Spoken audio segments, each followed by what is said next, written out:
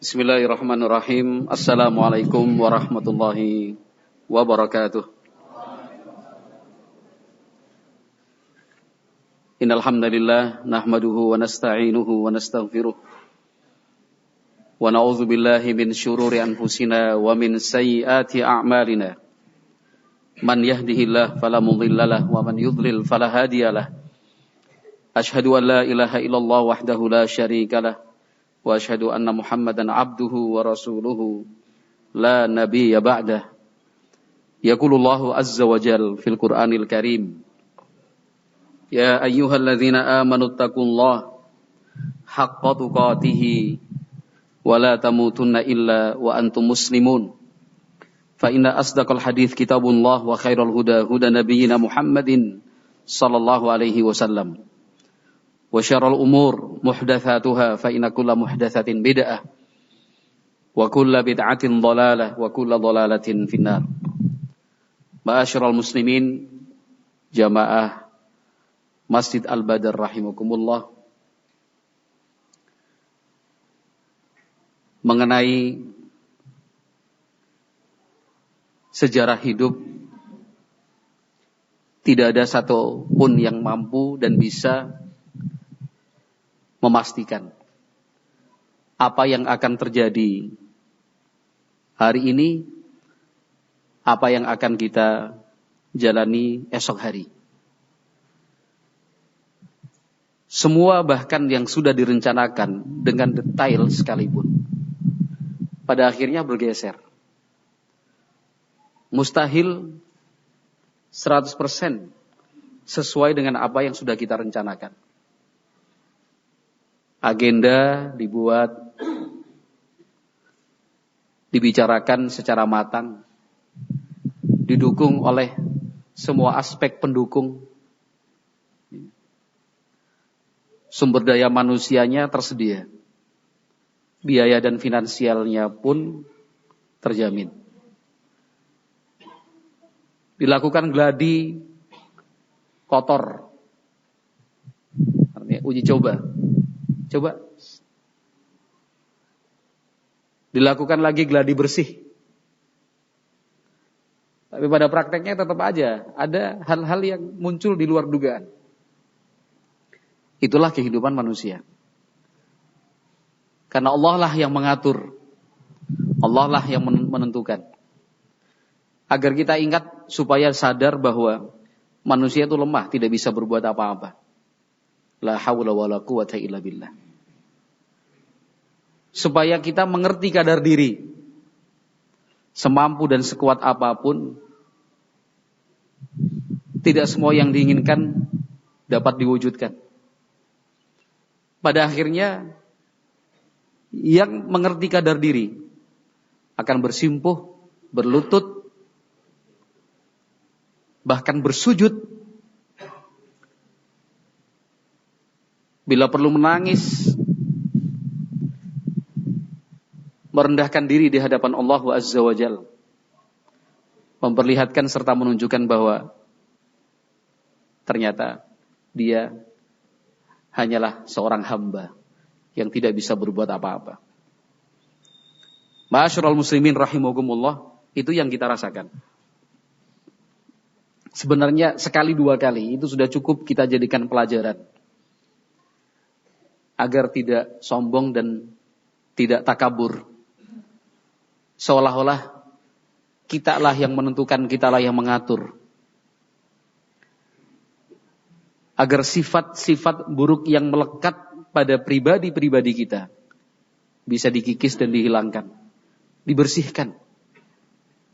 Apalagi bukan sekali dua kali itu terjadi, berulang dan terus terjadi. Mestinya itu sudah cukup agar pada sisa umur yang ada, untuk usia yang masih tersisa, kita benar-benar mengerti dan menyadari bahwa manusia itu sangat lemah sekali. Apa yang terjadi besok tidak ada yang tahu. Ma'asyiral muslimin rahimakumullah.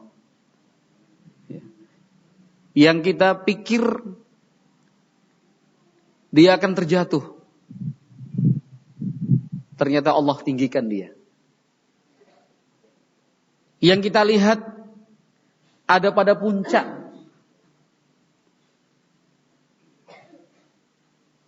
sulit kita untuk membayangkan dia terjatuh.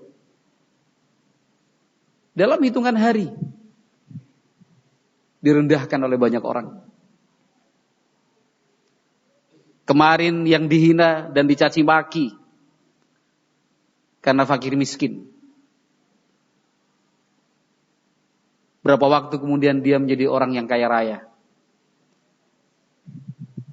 yang dihormati dan dimuliakan. Banyak orang menundukkan wajahnya karena dipandang sebagai kaya raya. Dalam semalam jatuh miskin.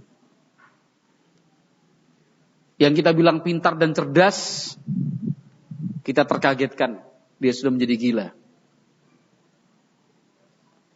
Yang disebut sebagai orang yang paling ganteng, kecelakaan, wajahnya rusak. Betul. Yang dibilang paling cantik, ya kan? Yang tebar pesona ke sana dan kemari, pada akhirnya badannya kurus habis karena penyakit. Ya.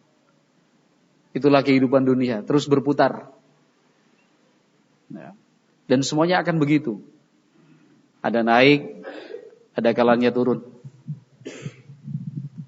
Yang terpenting dari itu semua, ma'asyiral muslimin rahimakumullah, adalah bagaimana kita dalam situasi dan kondisi apapun menjalankan tugas sebagai hamba Allah Subhanahu wa taala, beribadah kepadanya dalam kondisi dan situasi apapun.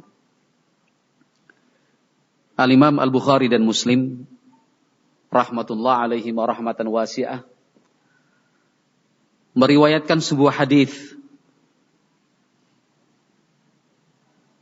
dari sahabat mulia Sa'ad bin Abi Waqqas radhiyallahu anhu. Abu Ishaq Sa'ad bin Abi Waqqas, Malik bin Uhaib bin Abdi Manaf bin Zuhrah bin Kilab bin Murrah bin Ka'ab bin Lu'ay Al-Qurashi Az-Zuhri radhiyallahu anhu, ahadil asyaratil masyhudi lahu bil jannah. Sahabat Sa'ad bin Abi Waqqas, satu dari sekian sahabat yang sudah dijamin dan dipastikan masuk surga. Beruntung dan berbahagia mereka yang sudah dipastikan masuk surga. Lecutan dan pecutan untuk mereka yang belum dijamin masuk surga, agar meniru dan meneladani sahabat-sahabat yang sudah dipastikan masuk surga. Sa'ad bin Abi Waqqas masuk Islam dalam usia yang masih remaja, muda belia. Tantangan dari keluarganya berat, bahkan dari orang tuanya sendiri. Seorang anak muda, remaja, yang pada usia-usia itu umumnya sedang pada titik kelabilan, naik turun, yang takut dengan segala resiko. Sa'ad bin Abi Waqqas muncul sebagai contoh anak muda yang sekali memilih suatu jalan kebenaran dipegang. Sekali dia menentukan arah hidup, dia tidak ragu untuk terus berjalan, apalagi berpikir mundur.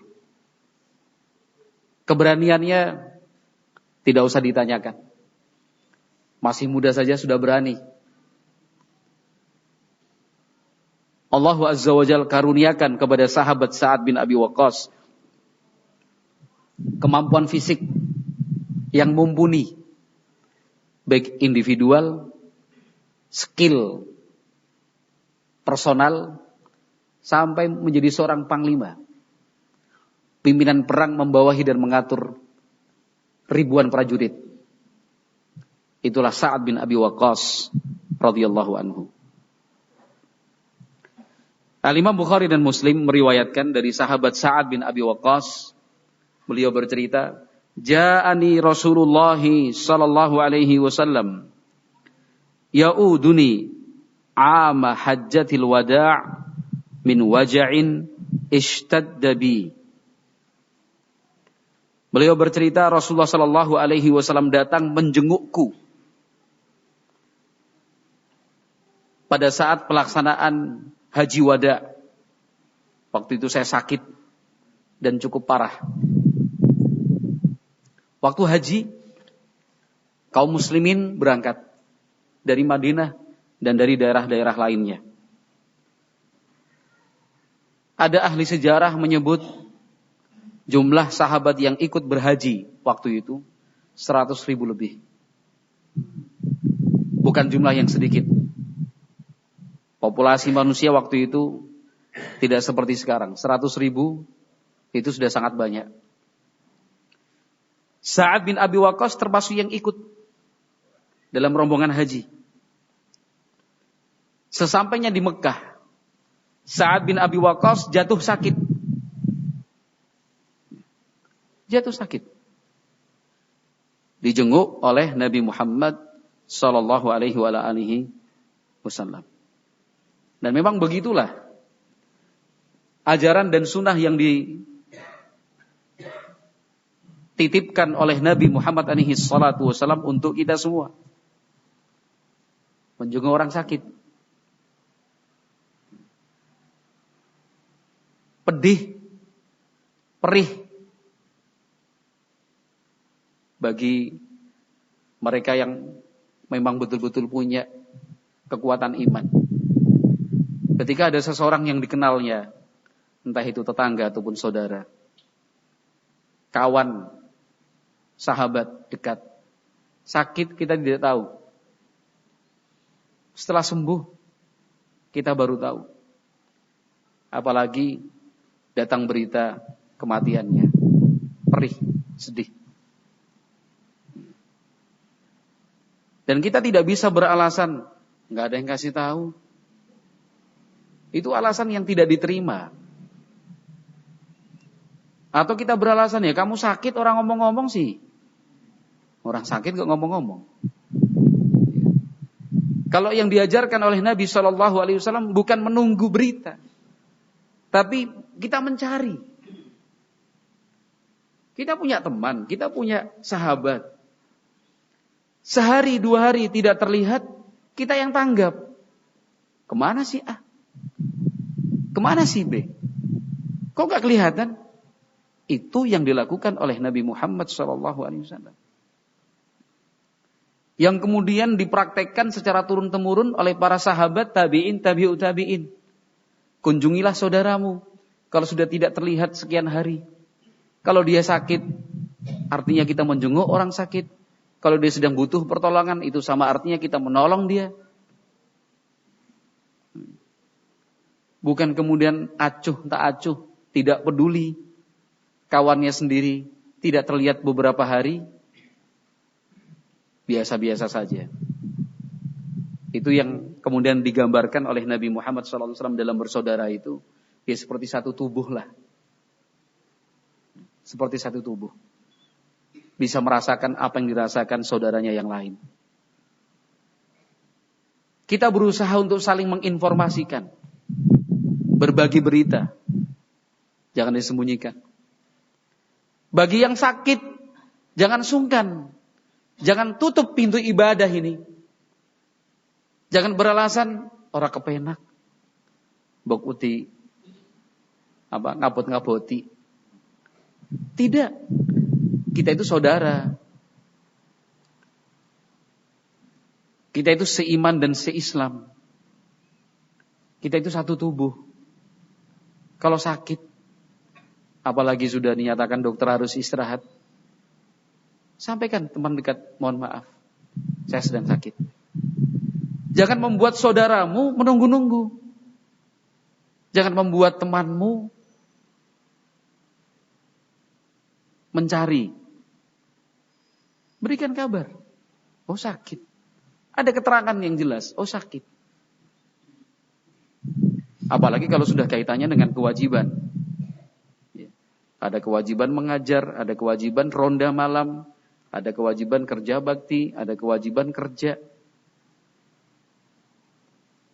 Ya sampaikan informasi itu. Jangan sungkan, jangan malu. Sewajarnya lah, sebatas sewajarnya. Pemberitaan itu sewajarnya. Jangan seluruh Indonesia dikasih tahu kalau saya sedang sakit. Cukup teman dekat kanan kiri.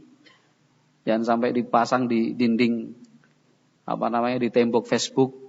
Itu 147 juta orang ikut membaca. Ya enggak lah. Yang terkait dengan kita aja. Mohon maaf saya sakit. Selesai. Nabi Muhammad SAW mengunjungi dan menjenguk sahabat Sa'ad bin Abi Waqqas yang jatuh sakit ketika masa pelaksanaan ibadah haji. Faqultu ya Rasulullah, inni qad balagha bi minal waja'i ma tara. Terbaring sakit, sahabat Sa'ad bin Abi Waqqas mengatakan, wahai Rasulullah, sesungguhnya saya benar-benar sakit. Anda melihat sendiri. Wa ana dzu malin wa la yarithuni illa banatun li. Harta yang saya punya lumayan banyak. Ahli waris saya itu hanya satu anak perempuan. Artinya punya anak cuma satu, perempuan lagi. Afa atasaddaqu bi thulutsai mali? Sahabat Sa'ad bin Abi Waqqas tanya, bolehkah saya bersedekah sebanyak 2/3 dari harta yang saya punya? Qala la. Kata Nabi sallallahu alaihi wasallam, jangan. Ini loh para sahabat. Yang dipikir itu ibadah. Bahkan di saat-saat gawat, sakit berat, yang dipikir itu ibadah. Bukan mumpung masih bisa bernapas, mumpung masih bisa berbicara, mumpung masih bisa bergerak, ingin menambah harta. Bukan, tapi bagaimana caranya harta itu bisa tersalurkan dengan benar. Sahabat Sa'ad bin Abi Waqqas tanya Rasulullah, bolehkah saya sedekah 2/3 dari harta yang saya punya? Ini praktek yang dilakukan oleh para sahabat radhiyallahu anhum ajmain. Langsung 2/3. 2/3 itu banyak loh. Iya kan? Kalau punya 3 juta berarti 2 juta. Kalau punya 30 juta berarti 20 juta. Iya kan? Kalau punya 300 juta berarti 200 juta. Kalau punya 3 miliar berarti 2 miliar. Iya kan? 2/3-nya. Banyak itu. Kata Nabi Muhammad, lah, jangan. Qultu fasyatru ya Rasulullah. Kalau gitu separohnya ya Rasulullah. Faqala la. Nabi Muhammad bilang jangan. Jangan. Separuh pun jangan. Qultu fathuluthu ya Rasulullah. Saya mengatakan wahai Rasulullah kalau begitu sepertiganya lah. Qala ats-tsuluts waats-tsulutsu katsirun. Kata Nabi sallallahu alaihi wasallam, sepertiga bolehlah.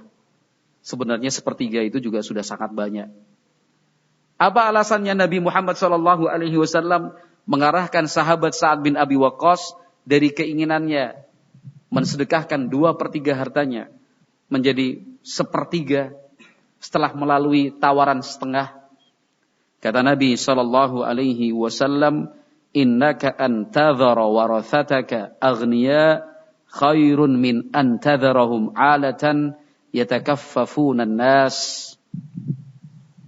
Kata Nabi SAW, sesungguhnya saat engkau meninggal dunia, ahli warismu hidupnya terjamin dan tercukupi, lebih baik daripada engkau tinggalkan mereka dalam keadaan tak punya, sehingga berharap pemberian dari orang lain. Dan itu kan praktek yang dilakukan para sahabat, para ulama. Sebagai orang tua, punya kewajiban untuk mendampingi, mengawal anak-anaknya agar mandiri, mapan. Semaksimal yang bisa dilakukan.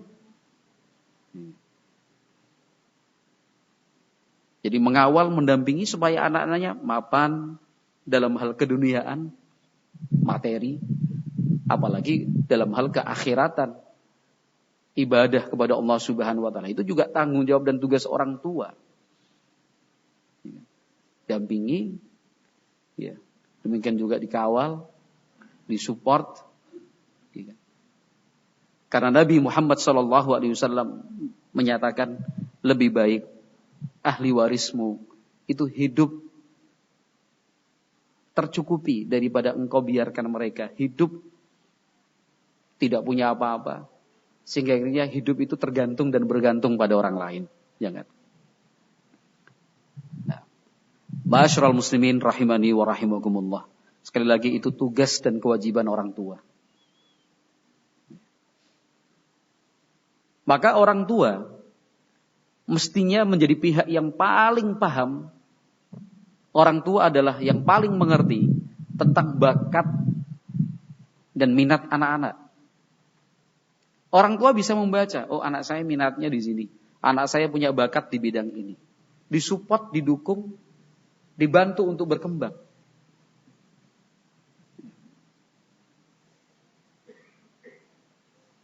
Jadi bukan hanya pendidikan akhirat.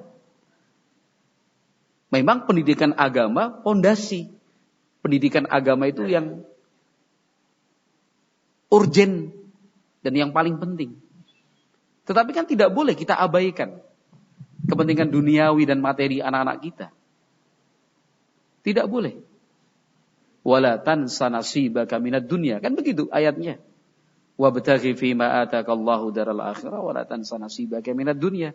Artinya jangan sampai engkau lupakan kehidupan dunia itu. Kalau kita punya anak bakat jual beli, dagang, ya kita bantu dialah. Mungkin dengan diskusi-diskusi, ya. Barangkali dengan tanggung jawab yang terbatas, sesuai dengan usianya. Bukan kemudian kita bilang, ya sudahlah kamu kembangkan aja bakat dagangmu, nggak usah mondok, nggak usah sekolah misalkan. Ya ini enggak. Yang saya bilang tadi tanggung jawab terbatas. Tanggung jawab terbatas. Kalau kita punya anak, misalkan kita belikan sepatu atau sandal, pulang-pulang rumah kok nyeker, gitu kan? Loh, sandalmu neng di? Kemana? Enggak, sandalnya kemana? Tak jual. Loh kan Nabi beli untuk kamu. Bati, anak untungnya lah. Didol pira? 20. Ya sapik banget lah. Tukune 10. Ya Pak Takir ya. Orang tua kalau dalam posisi seperti ini tolong jangan marah lah, jangan emosi, ya kan? Jangan kamu itu tidak menghargai pemberian orang tuamu, kamu itu jangan. Tapi kita lihat sisi positifnya. Oh, ini anak ini punya bakat nih, bakulan ini. Iya kan? Berapa banyak orang yang malu untuk menjual? Berapa banyak orang yang tidak punya kepercayaan diri untuk berdagang? Iya enggak? Iya kan? Malu.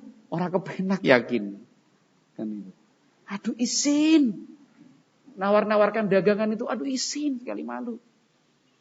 Anak kita dari kecil udah punya kemampuan seperti itu. Sandalnya inti. Ya wis ngesuk tuku maning.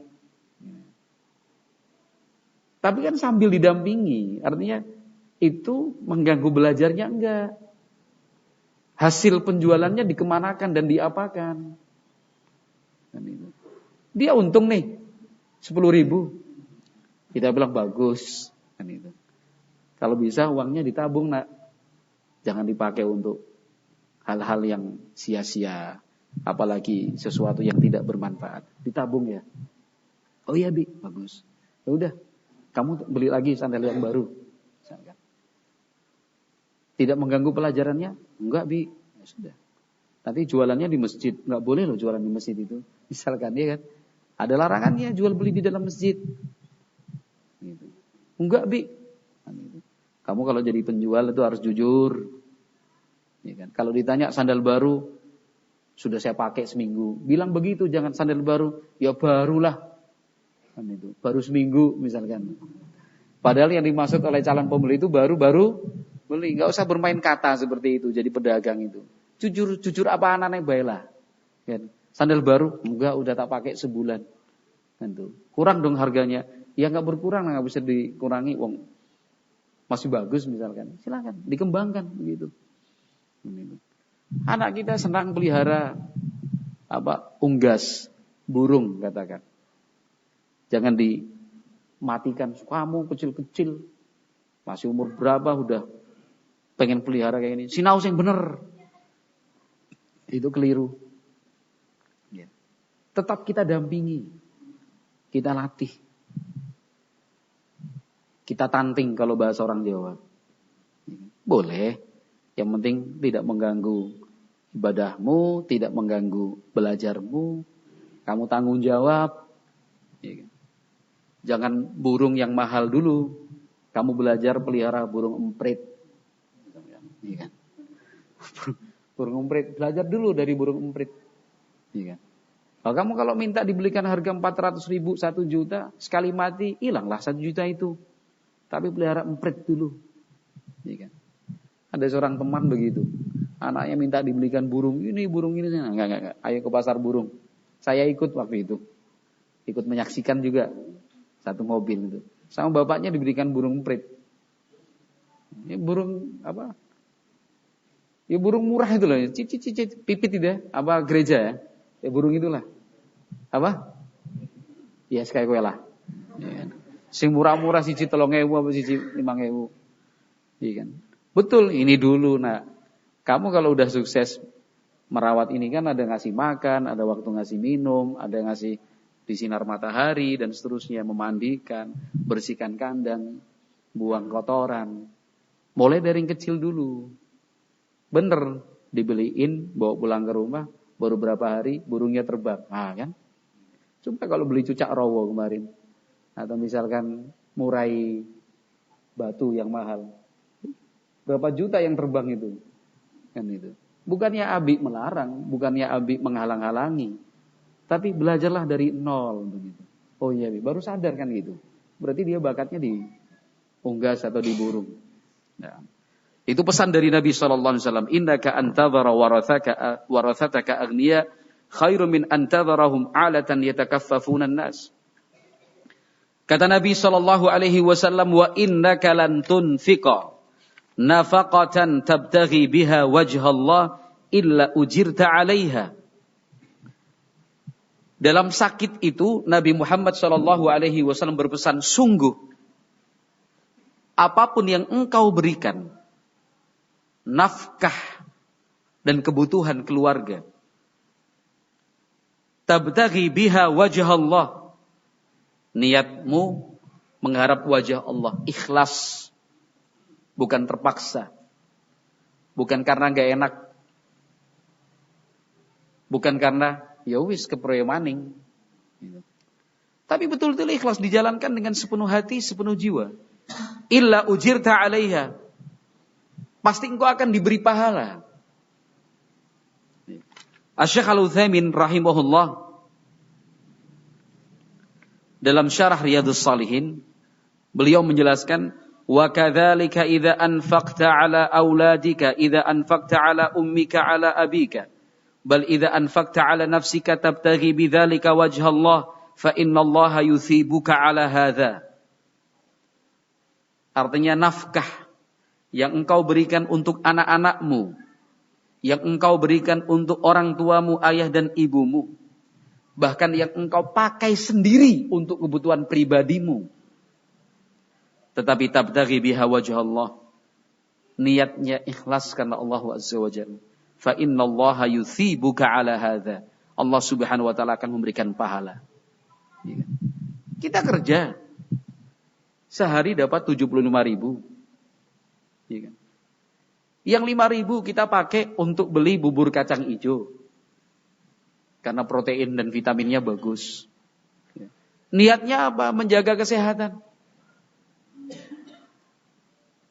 Niatnya apa? Supaya tidak sakit. Itu berpahala. Padahal sekedar makan berpahala. Bungkus 1 bubur kacang hijau untuk anaknya, karena anaknya juga senang bubur kacang hijau. Berpahala. Untuk ibunya es krim. Nggak, malah kebalik ya. Ya mungkin ada ibu-ibu senang es krim juga ya kan. Dari kecil es krim, kan. Yang 3.000-an, 3.500. Es krim. Halal. Bukankah ketika uang itu diperoleh dengan cara yang haram berdosa? Bukankah uang yang halal sekalipun kalau kita gunakan untuk hal-hal yang haram itu berdosa? Maka sama halnya ketika apa yang kita punya digunakan untuk sesuatu yang halal, berpahala juga. Kata Nabi SAW, hatta ma taj'alu fi fimra'atik. Bahkan kata Nabi SAW, yang engkau suapkan kepada istrimu supaya dimakan, itu pun berpahala. Sesuap nasi, sesuap sayur, lauk, tempe, tahu, atau yang lain, kerupuk sekalipun. Itu terhitung sebagai pahala dengan syarat tabtaghi biha wajh Allah. Asalkan engkau mengharap wajah Allah, ikhlas karena Allah Subhanahu wa taala. Itu adalah kewajiban, itu adalah tugas, itu adalah ibadah. Fakultu ya Rasulullah, ukhallafu ba'da ashabi. Kata Sa'ad bin Abi Waqqas, wahai Rasulullah, apakah saya nanti akan ditinggal di sini, di Mekah ini? Artinya apakah saya akan mati di sini? Kata Nabi SAW, innaka lan tukhallaf. Sesungguhnya engkau tidak akan mati di sini. Tidak akan kami tinggalkan kamu di sini. Ya itulah kehidupan. Siapa yang tahu? Merasa ajalnya udah dekat, merasa sudah mau mati. Ya. Ternyata tidak. Umurnya panjang. Yang merasa umurnya panjang, merasa masih muda, masih sehat. Baru kemarin olahraga, malam sudah meninggal dunia. Kita dibuat terkaget, kita dibikin terkejut. Loh, wingi sore yang ketemu, lagi sepedaan. Baru tadi malam ngopi bareng di angkringan. Atau baru tadi malam ngobrol ba'da isya setelah pengajian. Wes ora anak, iya, nggak ada. Nih, ada pemberitahuan, ada informasinya. Kan begitu kehidupan dunia.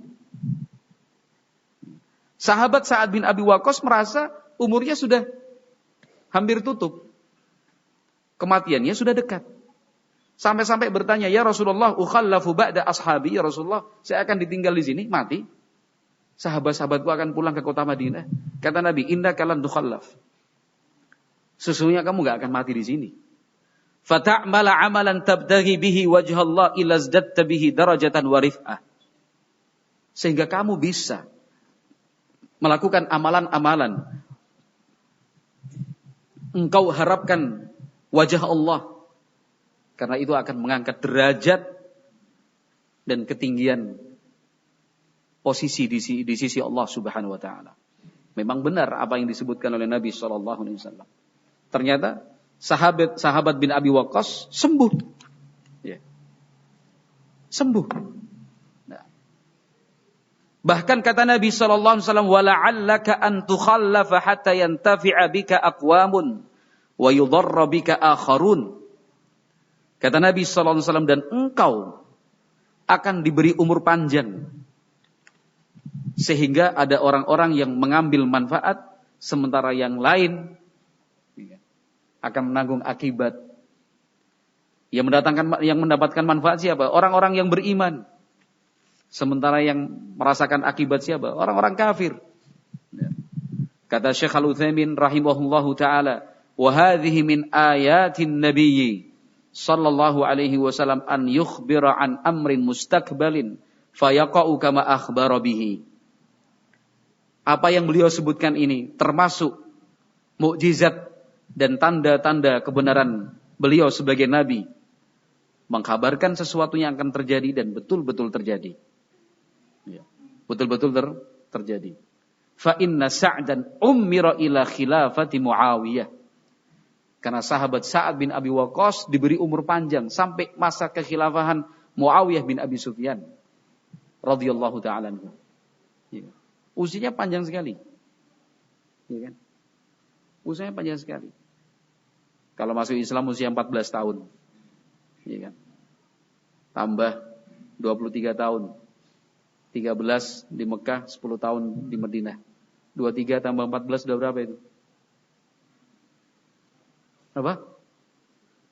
37. 23 tambah 14. Ya 37. Abu Bakar 2 tahun. 39. Ya kan? Umar 10 tahun. 49. Utsman 12 tahun. 49 tambah 12 61. Ali bin Abi Thalib 4 tahun. 65. Muawiyah bin Abi Sufyan 20 tahun beliau memimpin, enggak tahu tahun berapa meninggal. Ya sudah tua sekali. Iya, kalau meninggalnya sampai di akhir masa pemerintahan khilafah Muawiyah bin Abi Sufyan tua. Padahal waktu itu sudah merasa mau mati. Iya kan? Kita lihat ada orang-orang yang divonis dokter, enggak bakalan umur panjang ini. Loh. Panjang umurnya. Iya. Itu banyak dan sering terjadi. Rumah sakit sana, rumah sakit sini, tabib sana, tabib sini, dokter sana, dokter sini, bilang wah nggak umur panjang nih, nggak umur panjang. Istrinya malah 2, anaknya banyak. Saya punya teman begitu, ustadz kita, iya. Ustadz kita, berangkat ke Yaman, Timur Tengah, begitu. Karena ibaratnya itu permintaan terakhir. Orang tuanya mengabulkan, orang tuanya membiayai, karena ada pendarahan di otaknya. Karena saya baca tulisan yang disampaikan ke Kedutaan Besar Republik Indonesia di kota San'a. Karena saya waktu itu ikut bertugas juga. Iya sudah, mohon tolong begini, tolongin saya gini dokter sana. Malah sehat walafiat. Alhamdulillah. Itu kenyataan fakta. Yang dibilang katanya segar bugar sehat, atlet olahraga, mati di tengah lapangan. Ada? Atau malah banyak? Banyak atlet olahraga mati di lapangan? Banyak. Gimana Pak Takir? Oh ya banyak sekali.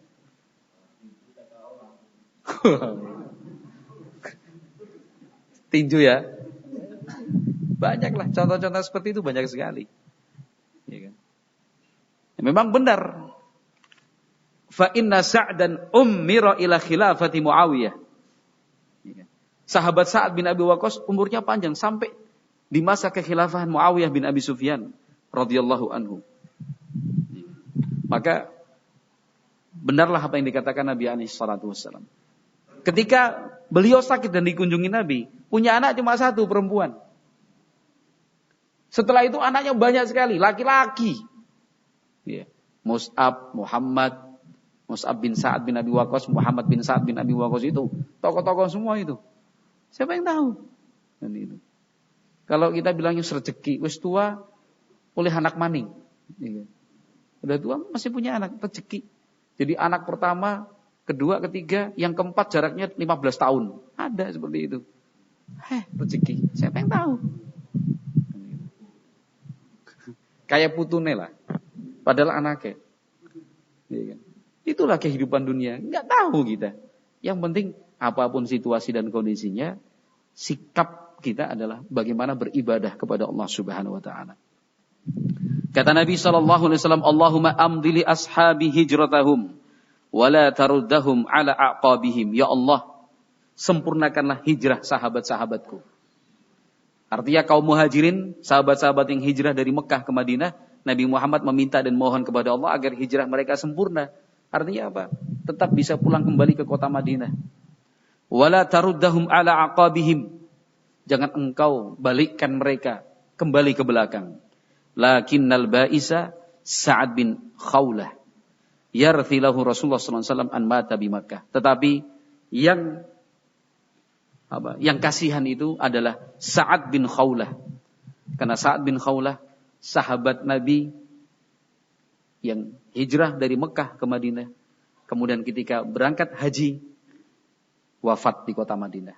Meninggal di kota Madinah. Nah, an mata di Makkah, meninggal dunia di Mekah. Muttafaqun alaih, hadis riwayat Bukhari dan Muslim. Nah, ma'asyiral muslimin rahimani wa rahimakumullah. Hadis ini menunjukkan husnu khuluqin Nabi sallallahu alaihi wasallam. Hadis ini menunjukkan bahwa Nabi Muhammad alaihi salatu wasallam adalah suri tauladan untuk kita berakhlak mulia. Allah Subhanahu wa taala memuji Nabi Muhammad alaihi salatu wasallam, wa innaka la'ala khuluqin azim. Sesungguhnya engkau wahai Muhammad benar-benar memiliki akhlak yang agung dan mulia. Fa'a'zamun nas, kata Syekh Al-Utsaimin, khuluqan wa ahsanun nasi khuluqan Rasulullah sallallahu alaihi wasallam. Yang paling baik akhlaknya, yang paling mulia budi pekertinya adalah Nabi Muhammad sallallahu alaihi wasallam. Oleh karena itu, kana ya'udu ashabahu wa yazuruhum wa yusallimu alaihim hatta innahu yamurru bisibyani sighar wa yusallimu alaihim.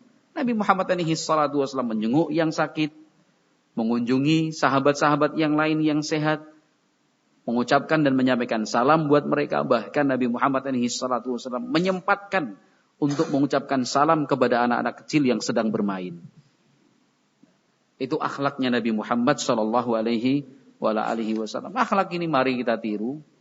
Akhlak beliau ini mari kita contoh.